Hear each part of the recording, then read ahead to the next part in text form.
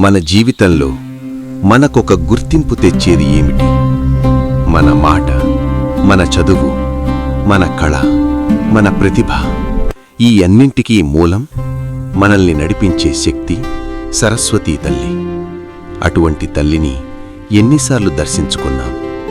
ఎప్పటి వరకు దర్శించుకుంటాం? ప్రపంచమంతటా ఉన్న సరస్వతీదేవి ఆలయాలు మన వేలిమీద లెక్కపెట్టేంత మాత్రమే. అందులో అత్యంత ముఖ్యమైన క్షేత్రాలలో ఒకటి మన తెలంగాణలోని బాసర. గోదావరి తీరంలో వెలసిన పవిత్ర క్షేత్రం బాసర. ఇక్కడ విరాజిల్లుతున్నది జ్ఞానానికి మూలమైన అమ్మవారు సరస్వతీదేవి. సరస్వతీదేవి వేదాల తల్లి, విద్యల అధిష్టాత్రి. ఆమె చేతిలోని వీణ జ్ఞాన స్వరాలను సూచిస్తుంది. ఆమె వాహనం హంస, సత్యాన్ని అబద్ధం నుండి వేరుచేసే వివేకానికి ప్రతీక.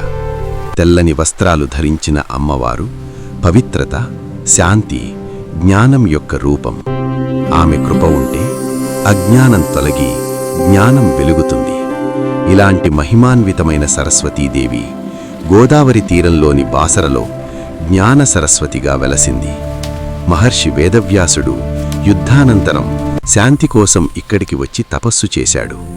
ఆయన గోదావరి ఇసుకతో సరస్వతీదేవి విగ్రహాన్ని ప్రతిష్ఠించాడు. అప్పటి నుండి ఈ క్షేత్రం విద్యకు ఆద్యక్షేత్రంగా మారింది. ప్రతి సంవత్సరం వేలాది కుటుంబాలు తమ పిల్లలతో ఇక్కడికి వస్తారు అక్షరాభ్యాసం కోసం. చిన్న చిన్న చేతులతో బియ్యంలో మొదటి అక్షరం రాస్తూ అమ్మవారి ఆశీర్వాదంతో వారి విద్యా ప్రయాణం ప్రారంభమవుతుంది. ఇక్కడ సరస్వతీ అమ్మవారిని భక్తితో ప్రార్థిస్తే జ్ఞానం, బుద్ధి, విద్యలో విజయాన్ని ప్రసాదిస్తుందని విశ్వాసం. అందుకే బాసర భారతదేశంలో అత్యంత ప్రసిద్ధ సరస్వతీదేవి ఆలయాలలో ఒకటిగా నిలిచింది.